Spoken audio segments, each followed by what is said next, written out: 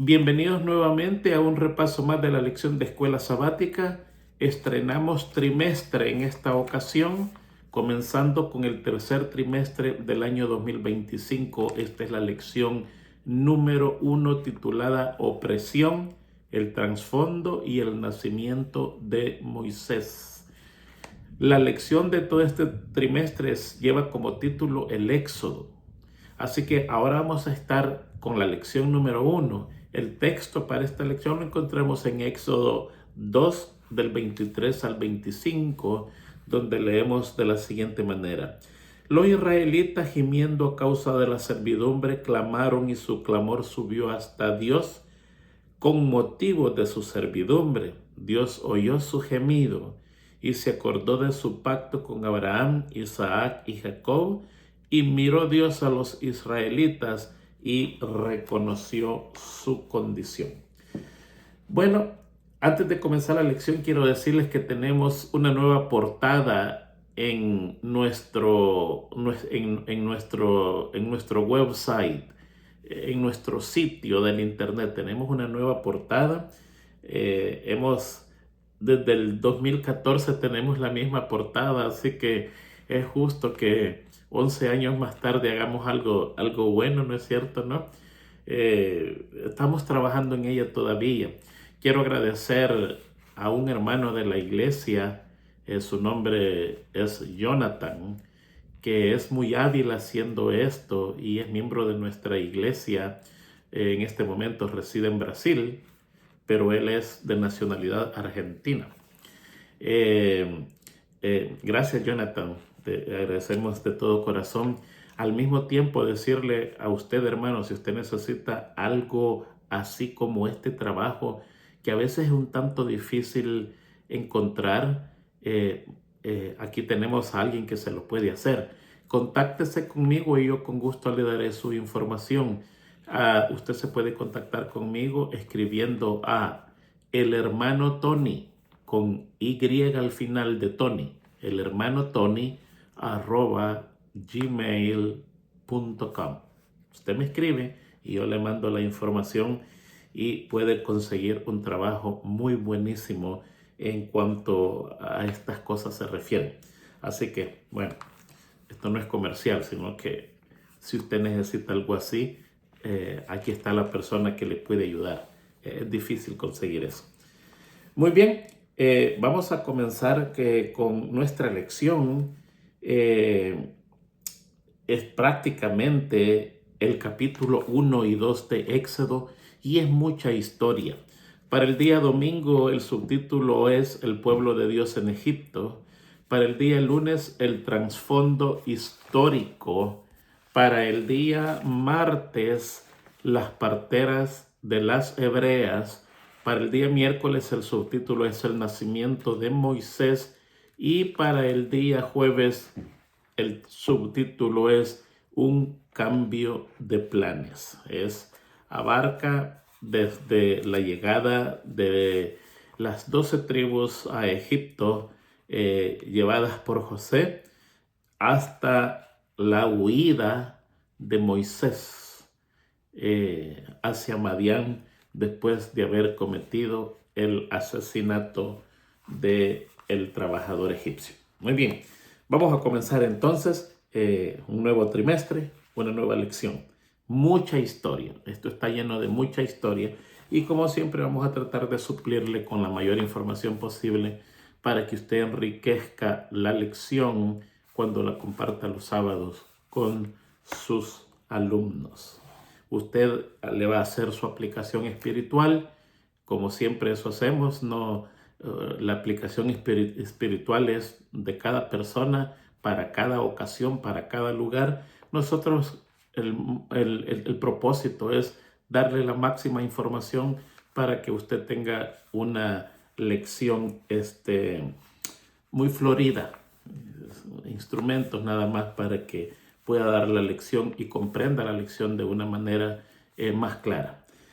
Muy bien, comenzamos. En el día domingo está del versículo 1 al 5 de Éxodo 1 el nombre de las personas hebreas que, ordenadas por José, uno de los hermanos más menores, entran a Egipto debido a la gran hambruna que está pasando. Y ahí está la lista de 12 personajes que nosotros los conocemos de memoria: Rubén, Simeón, Leví, Judá, Isaacar, Zabulón, Benjamín, Dan, Neftalí, Gad y Aser. Y José estaba en Egipto.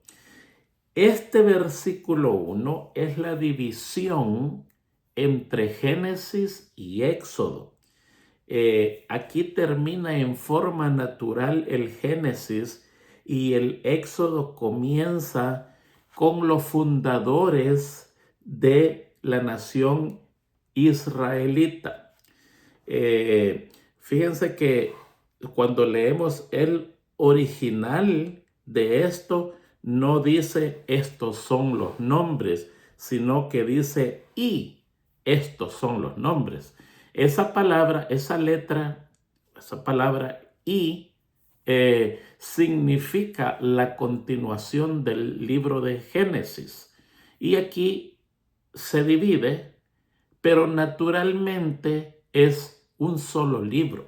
La palabra y significa una conexión de la narración anterior, del capítulo anterior, con la nueva narración que está para comenzar. Hay una estrecha relación que hay allí y además este versículo tiene connotaciones proféticas, porque ya el Señor en Génesis 46:3 había predicho.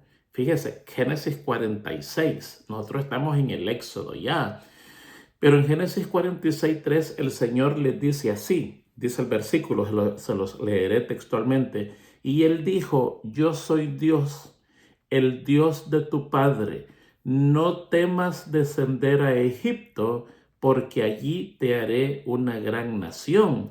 Génesis 46:3 es una mini profecía que se está dando al pueblo de Israel cuando eso suceda. José no está allí todavía, y cuando eso sucede, estas 12 personas, juntos con su padre anciano, recuerdan esta profecía que dijo Dios mucho tiempo atrás: no temas descender a Egipto, porque yo en Egipto te haré una gran nación. Ustedes van a entrar 70, pero allí van a salir. La historia relata entre 2 o 3 millones, contando todos los hombres, las mujeres y los niños. Eso es lo que la historia calcula. Entonces hay una profecía, y por eso el libro de Éxodo comienza diciendo que las personas que entran allí son aproximadamente 70. Pero aquí está denotando las cabezas familiares. Recuérdese que toda esta gente iba con una multitud grande de siervos, gente que ayudaba, trabajadores. Pero la Biblia en este caso registra los principales protagonistas de esta historia, que son 70 personas, incluyendo los 12 hijos de Jacob y José, que estaba ya adelante. Aquí, fíjense bien, no hay mucho que decir. Unido con el versículo 6, que dice: y murió José y todos sus hermanos y toda aquella generación, no hay nada que decir. Son años tranquilos que se deslizaron en el tiempo, y los pastores de Gosén, donde ellos vivían, sencillamente tuvieron la felicidad de no escribir historia. Para este tiempo, lo que necesitaba registrarse era que una generación murió y otra generación apareció. Sencillamente muerte y crecimiento, porque fueron días felices donde este pueblo, recluido en un área que se les designó, silenciosamente se multiplicaba. Entonces no hay nada más que escribir, sino que crecimiento y muerte, nacimiento, crecimiento y muerte, tiempos pacíficos, tiempos hermosos. Y el Éxodo 1:6 nos lleva a donde dice, y murió José y todos sus hermanos y toda aquella generación. ¿Cuál generación? La generación original que entró a Egipto. Si usted hace la cuenta, posiblemente esos 12 hermanos murieron casi al mismo tiempo, excepto Benjamín. Porque la diferencia de edad entre Rubén y José son 7 años. O sea que en un lapso de 7 años nacieron 11 niños. 11 niños de 4 mujeres. Eso hay que recordar, no de una sola mujer, sino que de 4 mujeres y un papá. El último en nacer, que ya tomó mucho más tiempo, no se sabe cuánto, fue Benjamín. Pero en lapso de 7 años, Jacob se llena de 11 muchachos más Dina. Hay que recordar a Dina. Prácticamente 12 muchachos. Entonces cuando Éxodo 1:6 dice, y murió José y todos sus hermanos y toda aquella generación, posiblemente fue entierro tras entierro, entierro tras entierro. Ya todos habían crecido con una mínima diferencia de edad, siendo el más pequeño de estos 11 José y mucho menor que ellos, Benjamín, que no se cuenta con ellos 11, pero los demás solamente tienen 7 años de diferencia. Éxodo 1:7, y los hijos de Israel se fructificaron y se multiplicaron y se hicieron fuertes y la tierra se llenó de ellos. Fíjese que la palabra aquí para multiplicarse es una palabra que dice abundancia y casi siempre esta palabra se usa para la multiplicación de peces o de insectos. O sea que fue tan exagerada esa multiplicación que la palabra que aquí se usa es solamente para la multiplicación de insectos o de peces. Pero dice que eran muy poderosos, vivían en su propia nación, mini nación, su propio lugar que se llamaba Gosén. Era una porción de tierra para ellos. Desde Abraham, desde el llamado que se le hace a Abraham, Dios le viene diciendo, te haré una gran nación.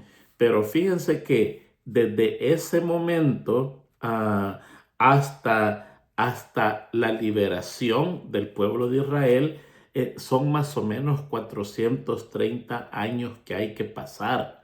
O sea que no fue rápido, fue tiempo. Usualmente estos 400 años se dividen en 2 etapas. Los primeros 215 años, esta nación que apareció de este hombre llamado Abraham solamente tuvo 70 personas. Y los siguientes 200 años dice la Biblia que se multiplicaron a 200,000 hombres de guerra. Eso es lo que ellos tenían.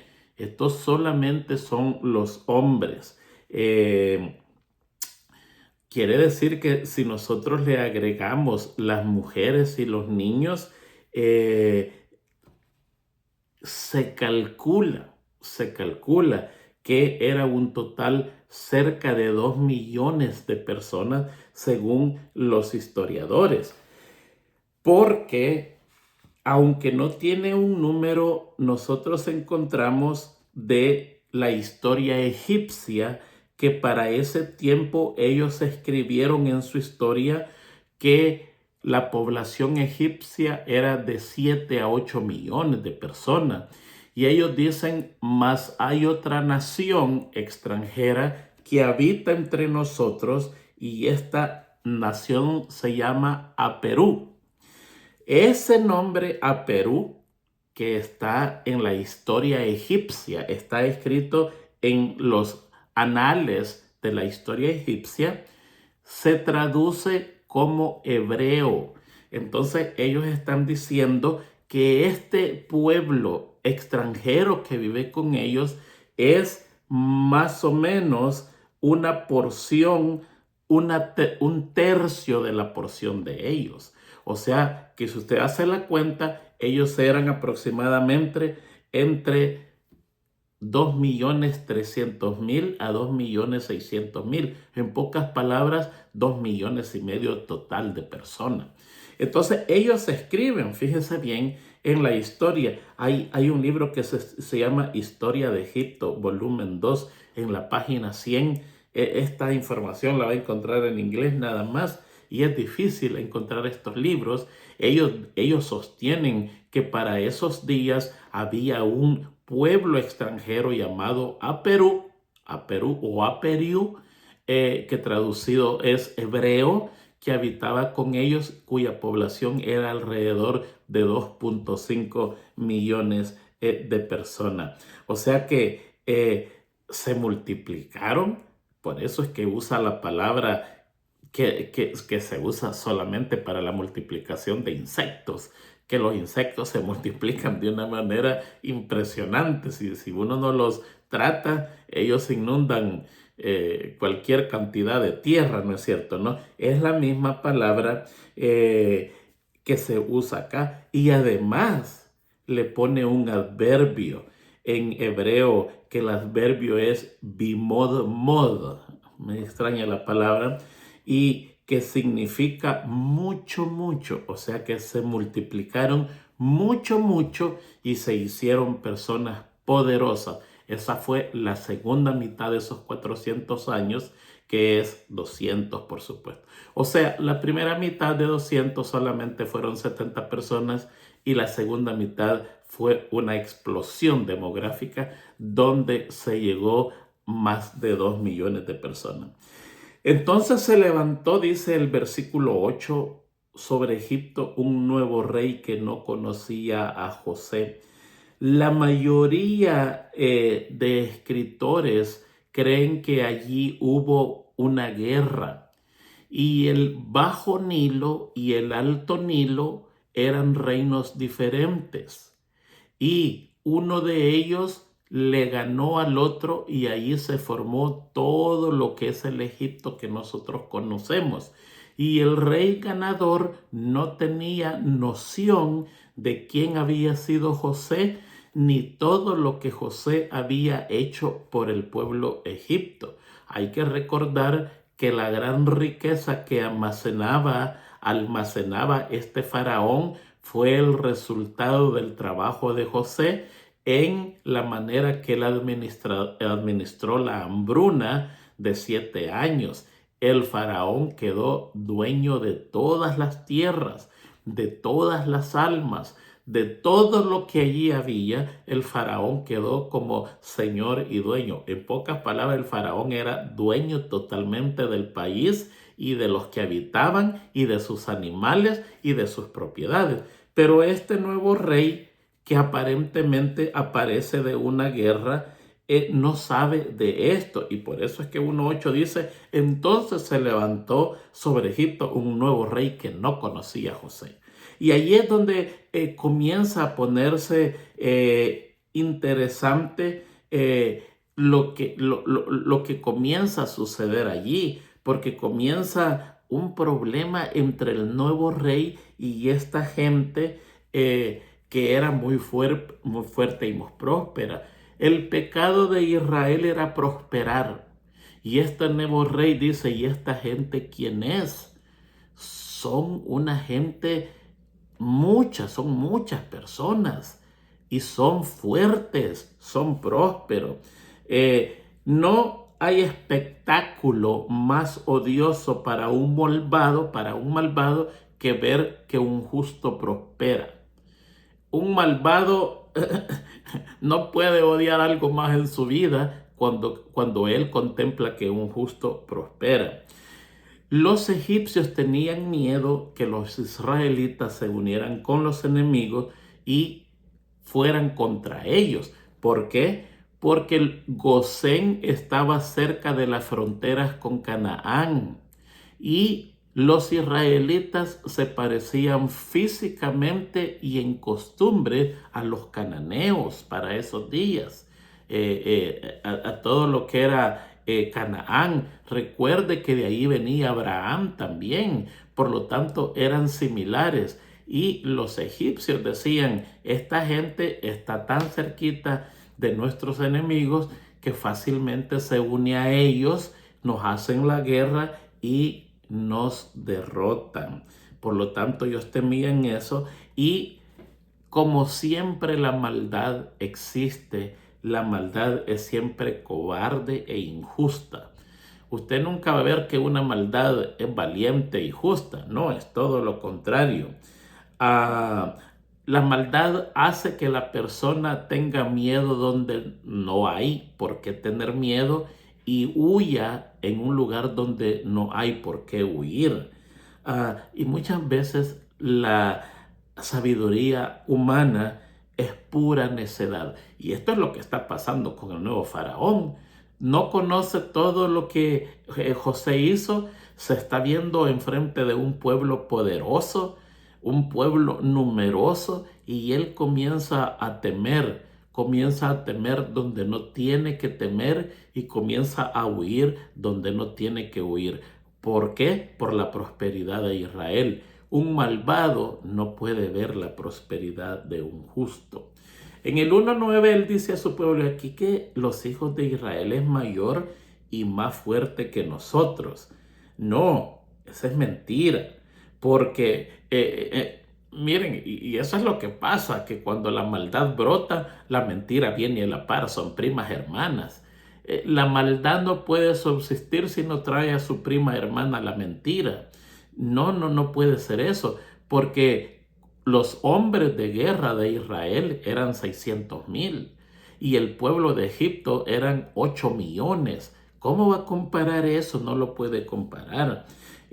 Los hombres malvados no dudan en tergiversar la verdad cuando ellos quieren un fin. Cuando tienen un fin que alcanzar, el malvado siempre miente. No importa la esfera, en el trabajo, en los amigos, en la familia, en el gobierno, en la calle. Cuando un malvado quiere conseguir un fin que no puede alcanzarlo por las normas correctas, siempre miente. Y aquí dice este nuevo faraón, dice, estos hijos de Israel son mayor y más fuerte que nosotros. Una mentira total.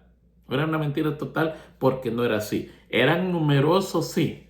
Eran fuertes, sí, pero no más que Egipto. Era realmente una minoría poderosa, pero no habría nada que temer contra ellos. Éxodo 1:10. Ahora pues seamos sabios para con ellos. La traducción correcta es seamos astutos, actuemos rápidamente. Esa astucia denota maldad. Para que no se multiplique y acontezca que viniendo guerra, él también se una a nuestros enemigos y pelee con nosotros y se vaya de la tierra. Habían muchas guerras que tenía Egipto, y en la historia hay una de ellas que tienen con sus vecinos árabes, sus vecinos fenicios y sus vecinos etíopes, que la ganaron a puras penas. Lograron salvar a Egipto de esta gente. Entonces aquí ellos tienen miedo que esta minoría que es gigante se una contra sus enemigos y vaya con ellos, contra ellos. Y por eso es que el rey en este momento, el faraón, está diciendo que hay que trabajar astutamente contra ellos. Hay que hacer algo por cualquier cosa. Y en el 11 dice, por eso les pusieron capataces para que los oprimieran con sus cargas, y edificaron para el faraón las ciudades del tesoro, Pitón y Ramsés. Les dañaron su vida. Los capataces, en este caso, otras Biblias traducen amos de tributos.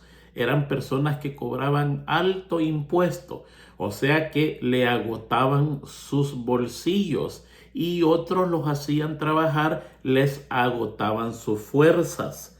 Y cuando una persona se le agota su fuerza y su dinero, también se le agota su ánimo. Es una manera de afligir, oprimir y humillar. Se cree, fíjense bien, que las pirámides fueron construidas por los israelitas. Pero los judíos para esta fecha le tenían tanto odio a los israelitas que no le dieron crédito. Solo hay un pedacito de historia que dice lo siguiente. Dice, dicen que las pirámides fueron construidas por el pastor Filitis, y se cree que era el pueblo de Israel, que eran los pastores de ese tiempo. Posiblemente esa es la manera que le llamaban, y esa es la única historia que respalda que posiblemente los israelitas fueron los que hicieron esas magníficas pirámides que se encuentran hasta el día de ahora. Éxodo 1:12. Pero cuanto más los oprimían, más se multiplicaban y crecían, y estaban afligidos a causa de los hijos de Israel. La palabra afligido no es la mejor palabra para traducir. La mejor palabra para traducir es estaban entristecidos, estaban tristes, porque entre más luchaban para que este pueblo no creciera, entre más los oprimían, este pueblo más se multiplicaba y crecía. Brotaban. Los egipcios creían que someterlos al trabajo duro en las construcciones de las ciudades iba a debilitar sus fuerzas, y los podía hacer incapaces de procrear. Una persona bien cansada no tiene muchas ganas de estar procreando. Y ellos creían que entre más los sometían, mucho menos iban a procrear, y pasaba todo lo contrario. Entre más lo sometían, más se multiplicaba este pueblo. ¿Sabe por qué? Porque muchas veces Dios multiplica en momentos de aflicción. Muchas veces en el momento más difícil es donde el hermano sale más victorioso. Esto es especialmente con Dios. Los milagros más grandes ocurren en los momentos de tribulación más grande. Los milagros más grandes que hay es porque el momento era terrible. Entre más terrible es el problema que se está viviendo, más grande es el milagro. Y si no, usted fíjese, el pueblo de Israel con los egipcios a su espalda y el mar por delante. Cualquiera hubiera dicho, el Dios de Israel es un mal líder, los ha traído a morir. Y en ese momento de apremio tan grande, un milagro que nunca se ha vuelto a repetir, al menos en el mar, y es abrir un mar completo para salvar un pueblo. Entre más terrible la situación, más grande es el milagro. Y eso es lo que estaba pasando. Entre más terrible la situación de Israel, el milagro era más grande de Dios, porque estos esperaban que Israel iba a parar de multiplicarse bajo la opresión, y sucedió todo lo contrario. Parece que la opresión era vitamina y más se multiplicaban. Éxodo 1:13 dice, y los egipcios hicieron servir a los hijos de Israel con rigor. Los condenaban a en la mañana y en la noche. El calor de Egipto es intenso. Las cargas que tenían que soportar eran pesadas. El trabajo era incesante, y muchas veces la muerte era la consecuencia de un trabajo excesivo. Fíjense que hay un historiador que se llama Heródoto, y dice que hubo un monarca egipcio llamado Necao, que por trabajo arduo exterminó a 120,000 trabajadores. Los forzó a trabajar de esa manera y 120,000 trabajadores perdieron su vida. ¿Por qué? Por las condiciones de Egipto en los días de calor son terribles. Y esta persona, bajo estas cargas, con un trabajo agobiante y un sol terrible, muchas veces perdían la vida. Y los israelitas estaban pasando esa situación, hacían ladrillo tosco, de ese ladrillo que en muchos países le llamamos adobe, que es mezclar barro o lodo con piezas de vegetales, de juncos. En cada país usan diferente nombre, pero son fibras vegetales. Lo mezclan con los pies, hacen el ladrillo y lo secan al sol.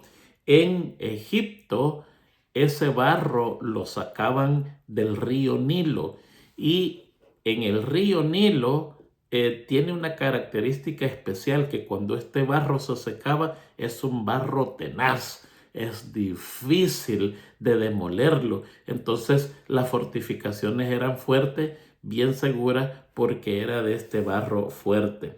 Y aquí nosotros tenemos todos los ladrilleros que eran hebreos bajo la orden de los capataces egipcios, trabajando fuertemente para hacer ladrillos para Egipto. Así que era un duro servicio. Éxodo 1:14 dice: y amargaron su vida con dura servidumbre en hacer barro y ladrillo, y en toda labor del campo y en todo su servicio, al cual los obligaban era con rigor. Y eso es lo mismo que decía, hacían ladrillos.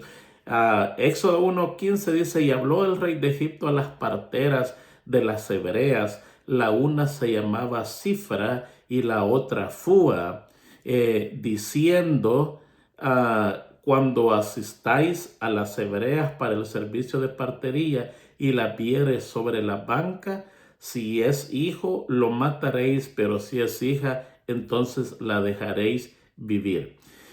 Las parteras aquí en este caso se cree que no eran hebreas, sino que eran egipcias, porque una partera hebrea nunca hubiera hecho caso ante semejante orden que diera un rey bárbaro como este faraón.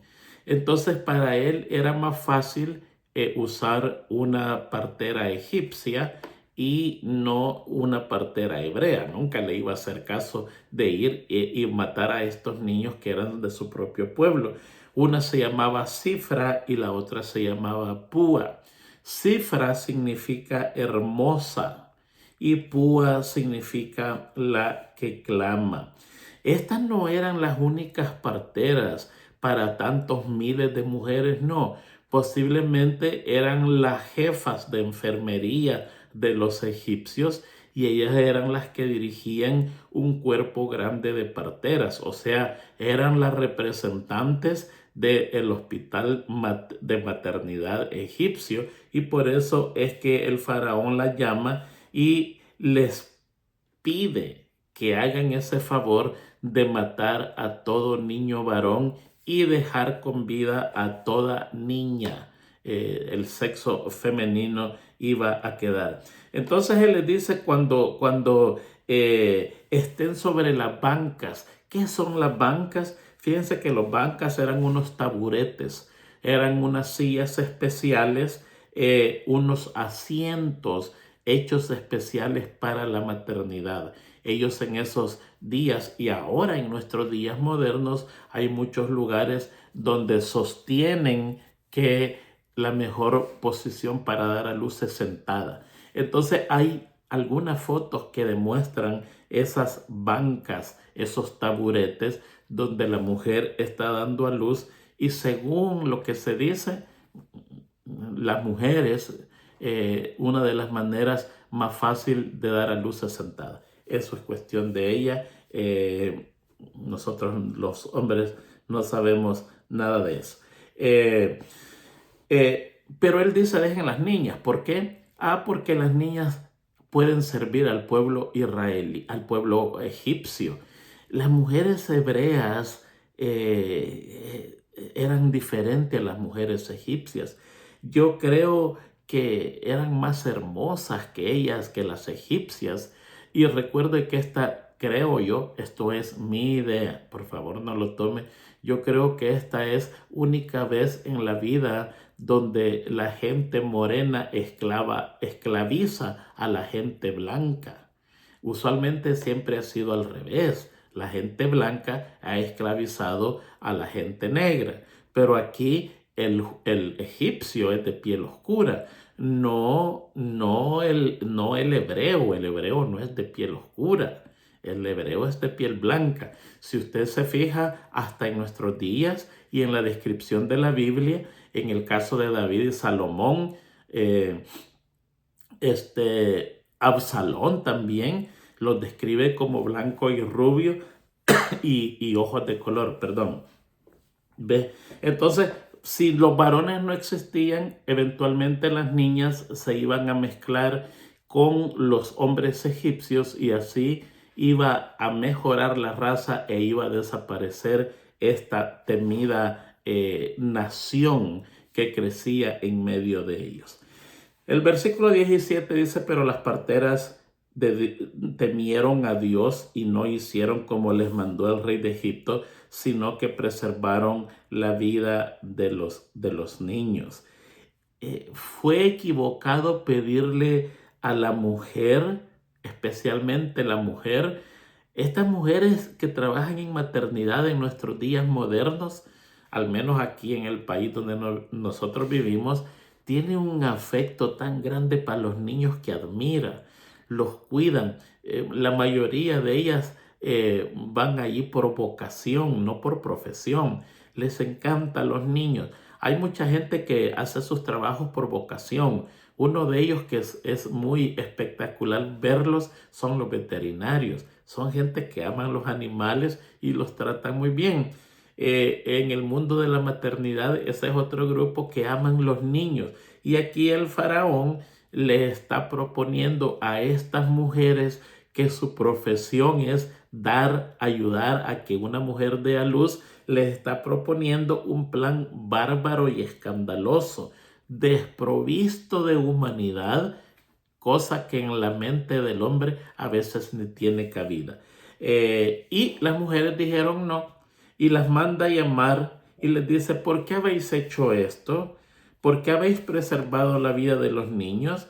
Y las parteras respondieron a Faraón, porque las mujeres hebreas no son como las egipcias. Ellas son vigorosas y dan a luz antes que las parteras lleguen a ella.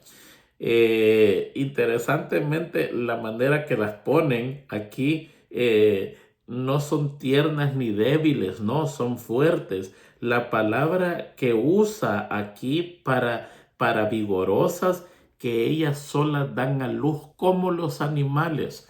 No se va a traducir eso, ¿no? Sino que se traduce vigorosa. Pero la expresión, eso es lo que está diciendo. Son fuertes naturalmente como los animales. Un animal rara vez necesita asistencia del humano, al menos que sea un animal doméstico. Usualmente ellos dan a luz ellos solos.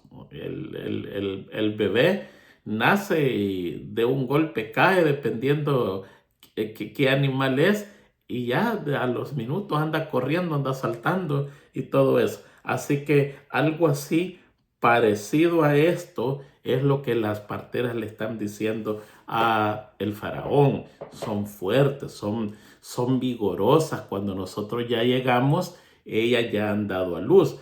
Posiblemente la llamaban tarde, porque ya sabían el edicto del rey, ¿sí? Entonces la llamaban cuando ya el niño había nacido, así no corrían ningún riesgo. Posiblemente era verdad, no todas, pero muchas. Así que ahí hay una mezcla de verdad, una mezcla de no verdad, pero al final las parteras no hicieron caso a lo que el faraón decía. Entonces el versículo 21 dice, y aconteció por cuanto las parteras temieron a Dios, Él les hizo casa. Este versículo es bien discutido porque no se entiende bien. Las parteras temieron a Dios y al temer a Dios, Él les hizo casa. ¿Quién les hizo casa? ¿El faraón, el pueblo de Israel o Dios? Les hizo casa a Dios. En la Biblia, hacer casa es dar una familia y preservar la posteridad. Jacob, Dios le hizo casa, le dio 12 muchachos y de 12 muchachos creció un pueblo grande. En 2 Samuel 7:27 dice allí que es hacer casa y eso es lo mismo.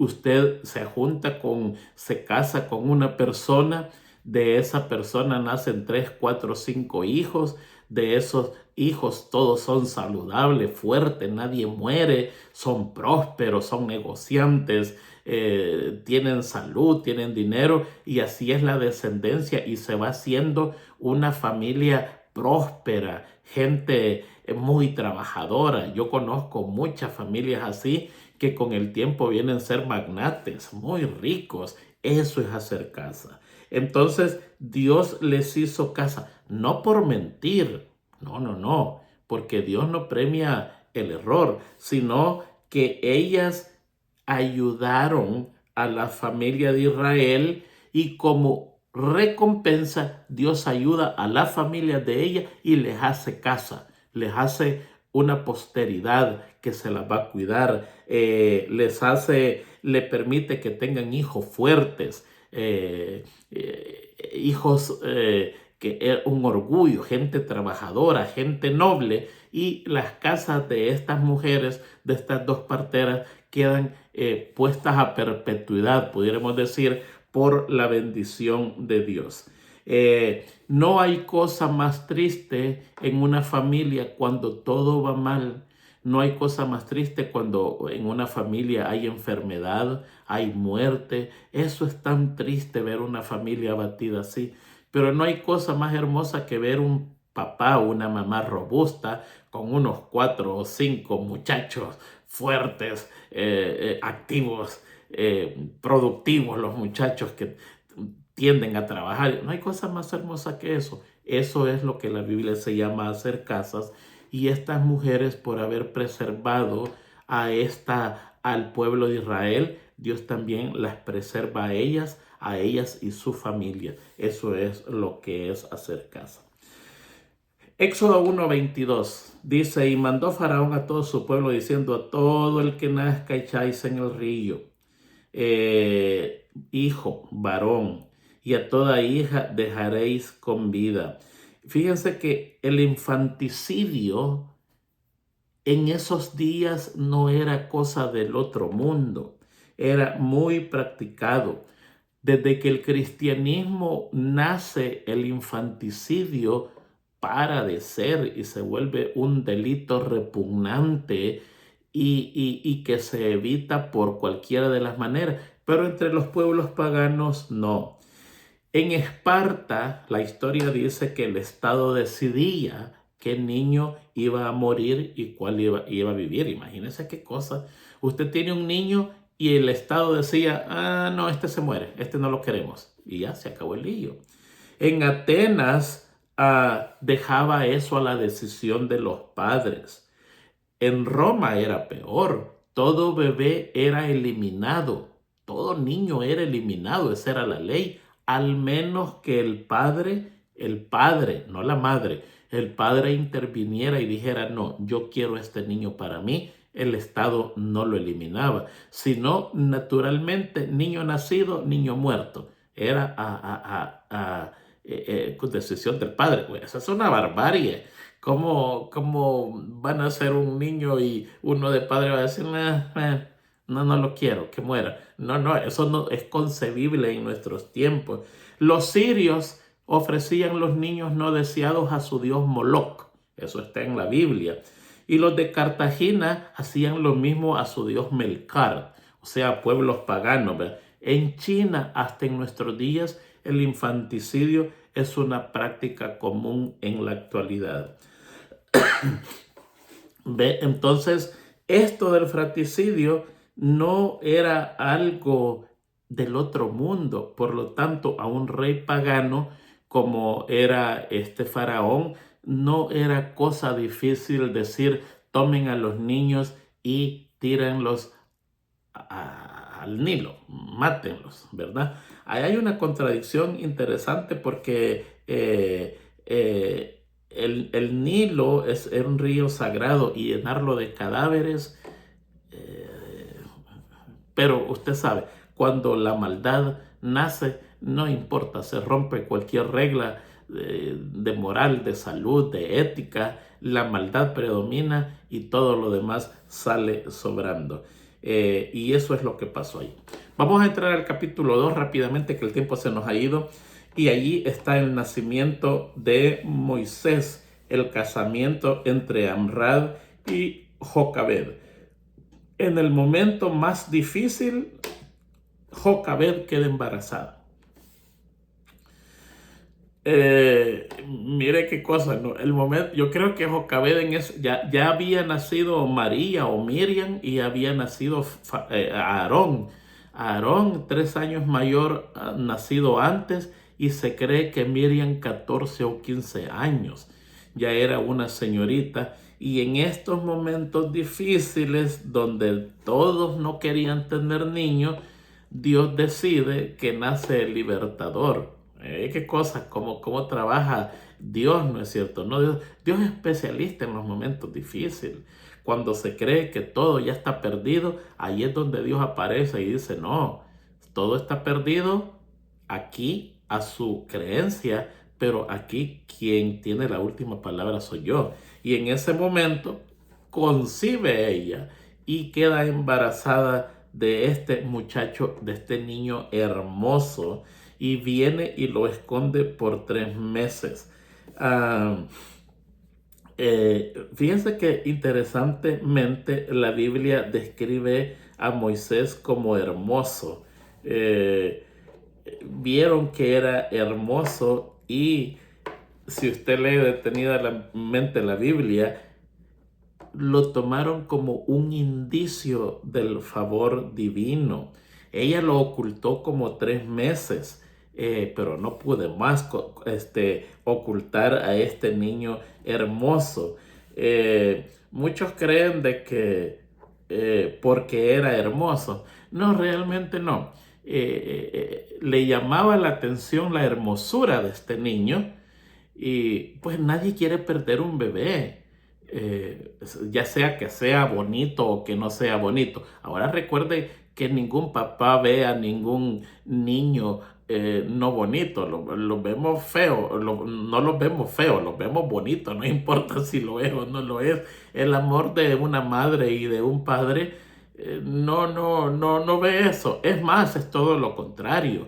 Casi siempre la madre se volca sobre un niño que es desvalido o enfermizo, porque requiere mucho más amor y cuidado y protección. Casi siempre el amor materno es así, protege a lo inferior, podemos decir. Pero aquí en este caso, la Biblia relata que este era un niño hermoso, y ellos lo toman como un indicio del favor de Dios. Nadie quiere perder un niño, nunca, no importa quién sea. Pero viendo algo especial en esta criatura, todavía luchan más para no perderlo.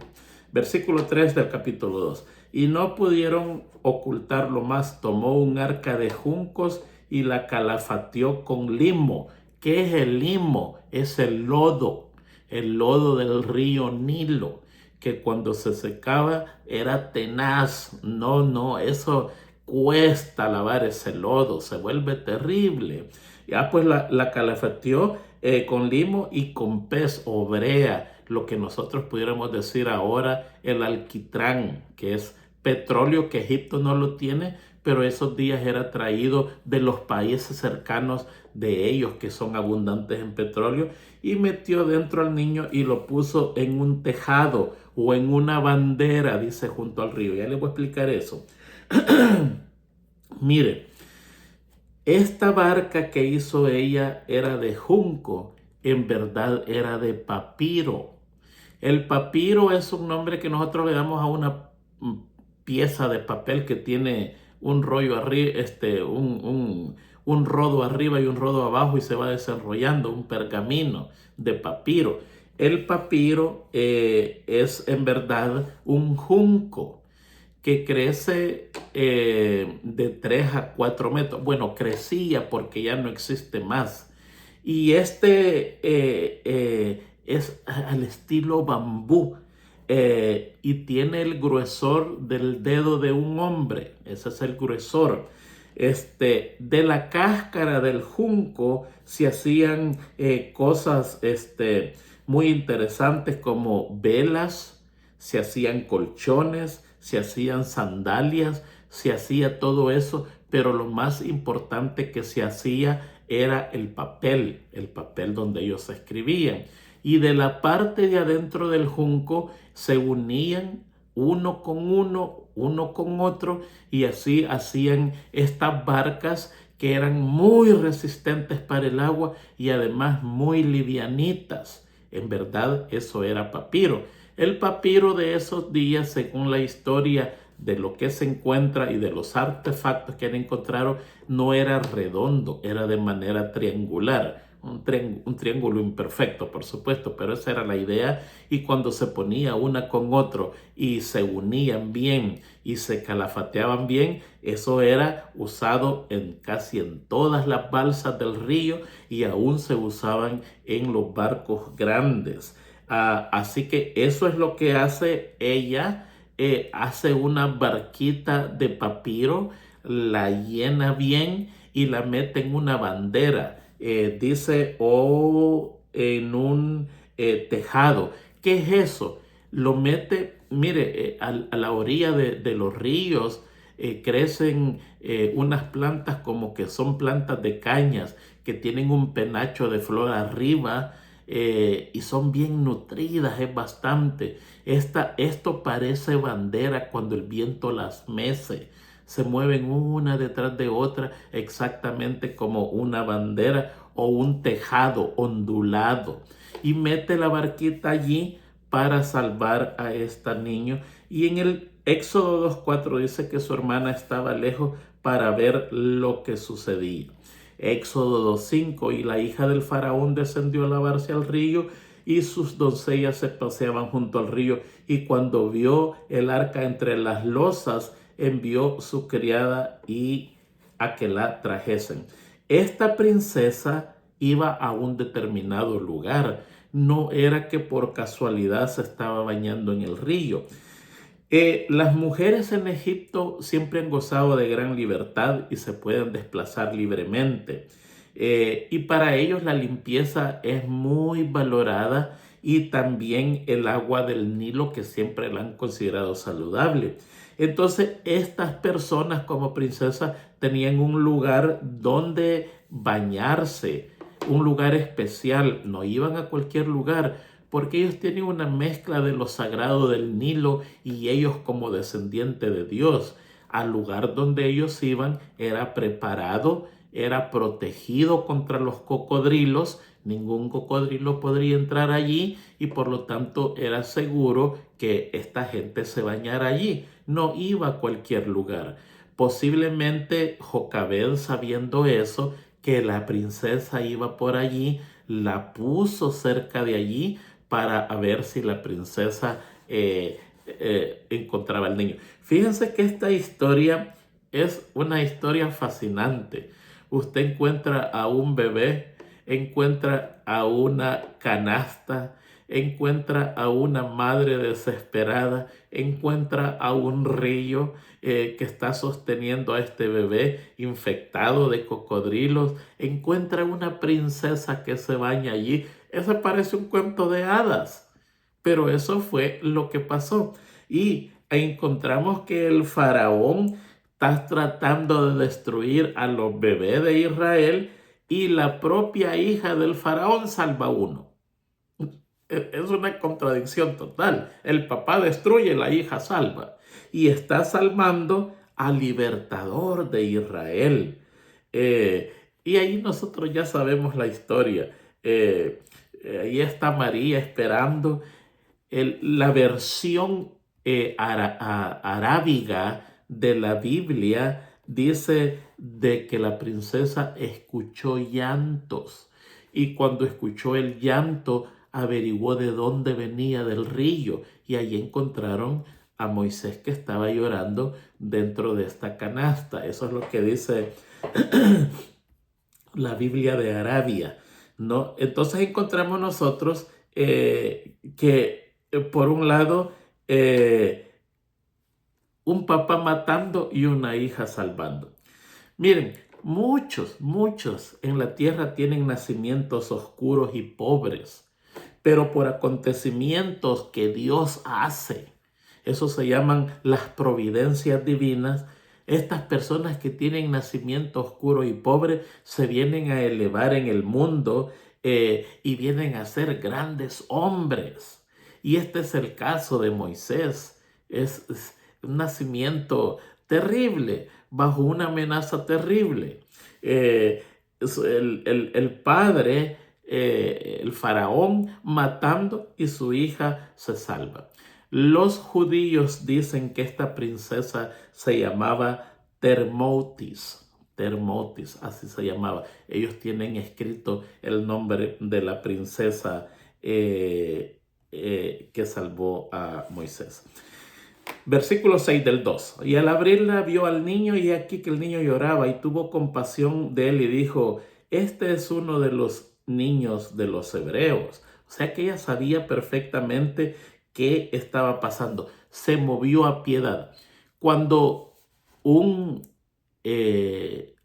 egipcio de ese tiempo moría, él tenía que hacerse una pregunta. Él tenía que, antes de morir por supuesto, ¿no? Y él tenía que decir lo siguiente para alcanzar en el cielo, según ellos. Él tenía que decir, no he afligido a ningún hombre, no he hecho llorar a nadie, no he privado de leche a los lactantes.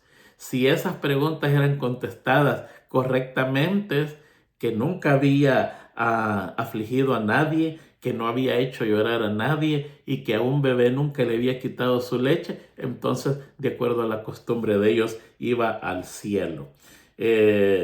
Así que aquí tenemos a una princesa, ¿no es cierto?, ¿no?, que encuentra a Moisés, manda a traer a una nodriza hebrea, que es su propia madre, para que lo críe, y viene y encima le dice, todo lo que hagas por el niño, yo te lo pagaré.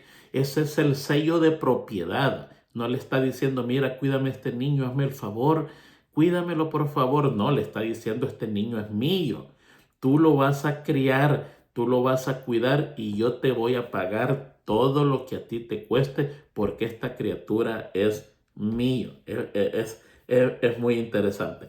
El espíritu de profecía dice que la madre número 1 en la historia del mundo es María, la madre de Jesús.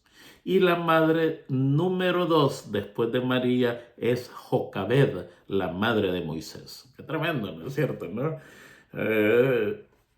Usted, madre que me escucha, ¿qué número será? Interesante cómo lo pone el espíritu de profecía. Éxodo 10, el tiempo se nos está yendo, y lo llamó Moisés. Esta palabra en verdad significa hijo. Moisés. La historia egipcia tiene los récords de Moisés y lo tiene bajo el nombre de Mesú, M-E-S-U, que significa nacido o hijo. Pero la princesa le pone Moisés. Ahora, dice la historia judía, que ellos también tienen eso, que el padre de Moisés, cuando este niño nació, le puso por nombre Joaquín al circuncidarlo. Usted sabe que los judíos guardan los récords, la historia de todo eso.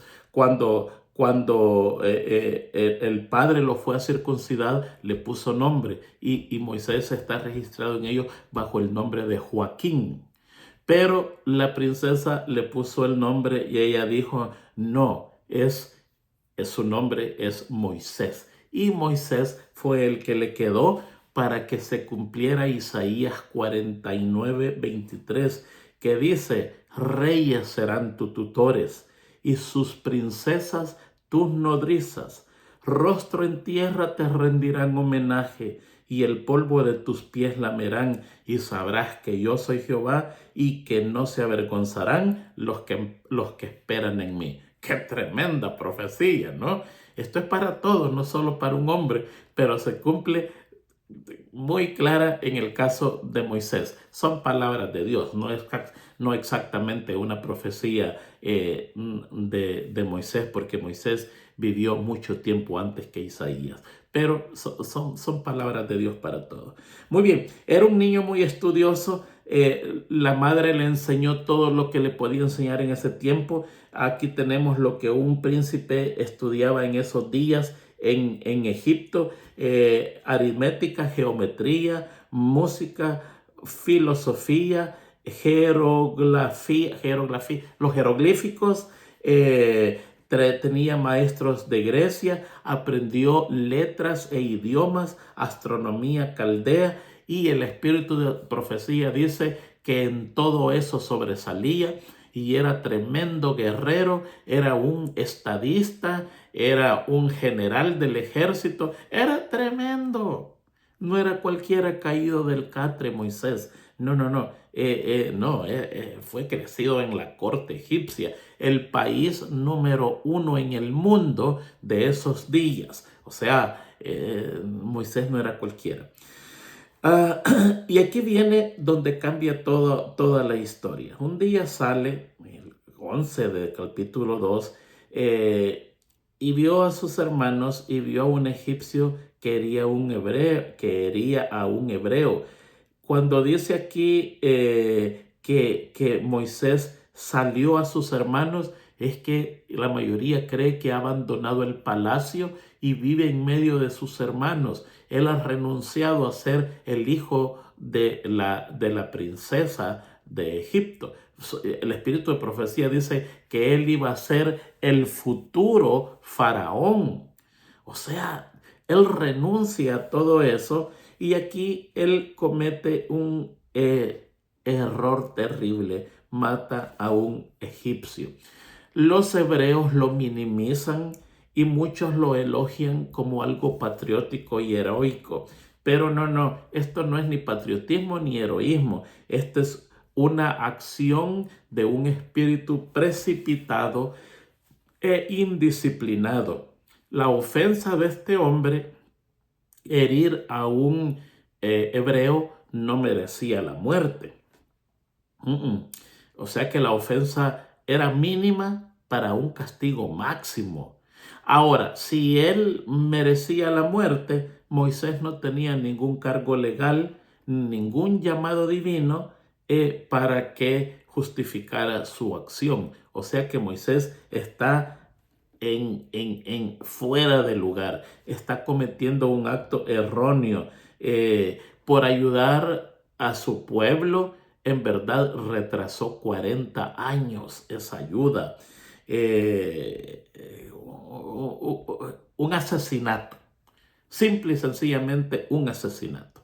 No era la persona encargada de hacer justicia y el crimen no ameritaba muerte. El crimen ameritaba otro tipo de castigo, pero no la muerte. Y aquí vemos que lo entierra y después sale y descubre que dos hebreos están peleando y él se mete a defender, y donde le dicen, ¿por qué golpeas a tu prójimo?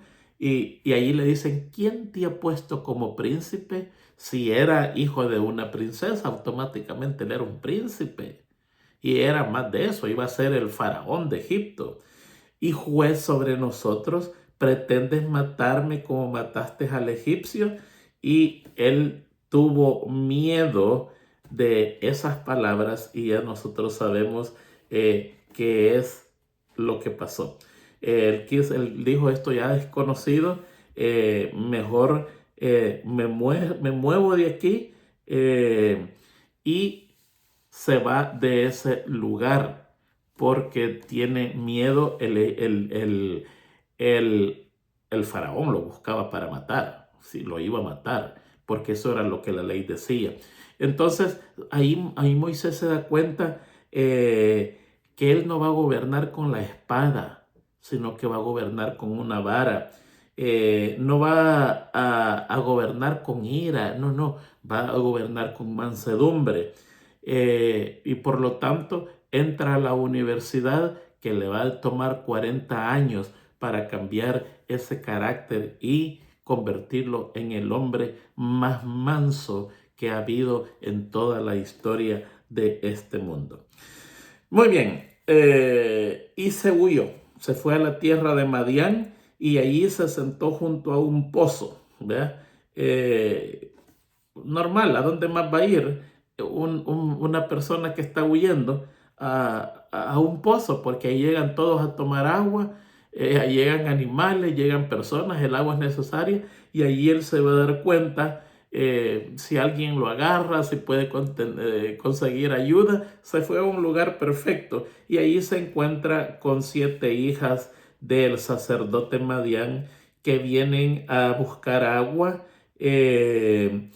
Y comienzan en un altercado contra otros pastores, y estos pastores por la fuerza les quitan el agua que ellas han sacado para no hacer fila y no trabajar sacando el agua, y viene Moisés y las defiende, y allí es la manera de introducirse con su padre Jetro, que otros nombres es Reuel o Raúl.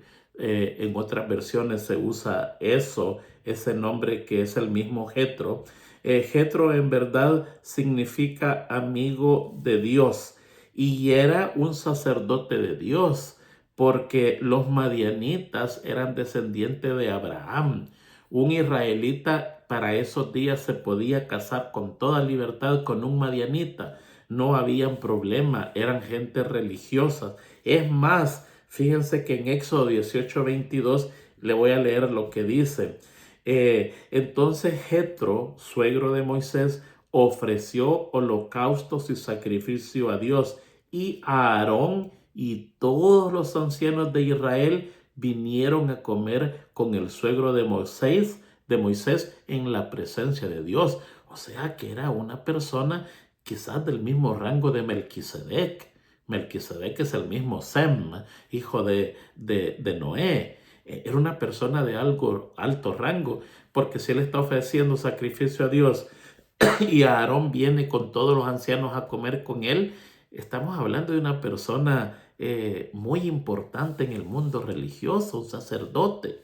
Y aquí es donde termina Moisés refugiándose 40 años con él, aprendiendo humildad, y termina casándose con una hija de Jetro. El tiempo se nos ha ido. Yo creo que hemos cubierto la mayoría de eso, de esta historia. Déjenme ver qué más recalcar. Éxodo 2, 18, 19. Reuel, cuando llegaron a Reuel, su padre les dijo a las muchachas, a las pastoras: ¿cómo es que habéis venido tan pronto hoy? En ese tiempo era común que una mujer fuera pastora. Recuerda a Rebeca, pastoreaba las ovejas de su padre Labán. O sea, eran pastoras, no era algo del otro mundo, no, es más, la mayoría eran pastoras. Y su padre, pero ¿cómo vinieron tan pronto? Siempre se tardan. ¿Por qué se tardaban? Porque siempre les quitaban el agua. Pero ahora consiguen un libertador que les entrega el agua y vienen temprano, y el papá le dice: ¿y ahora qué les pasó que han venido tan rápido? Y le dicen: es que un egipcio nos salvó de mano de los pastores y encima nos sacó agua y le dio de beber a las ovejas. Lo presentan como un egipcio, no como un hebreo, posiblemente por su ropaje, posiblemente por su apariencia, posiblemente por su idioma. El Moisés es sencillamente un egipcio para ella, y el padre después les dice: ¿dónde han dejado al hombre? ¿Por qué no lo han traído? ¿Por qué son ingratas? Si el hombre le ayudó, lo tienen que traer acá. Él quería conocer quién era Moisés, que de la nada había ayudado a sus hijas, y más tarde, después mucho más tiempo, no se cree que fue rápido, se viene casando con la negrita Séfora, que era una negraza guapa, muy guapa, y eran madianitas, ¿no es cierto, no? Y la historia continuará. Así que vamos a seguir estudiando el libro de Éxodo en la siguiente semana, a ver cuánto podemos sacar de eso. Un saludo para todos, que Dios les bendiga, que Dios les guarde, y nos vemos Dios mediante la próxima semana, continuando con esta interesante historia de Moisés en el libro de Éxodo.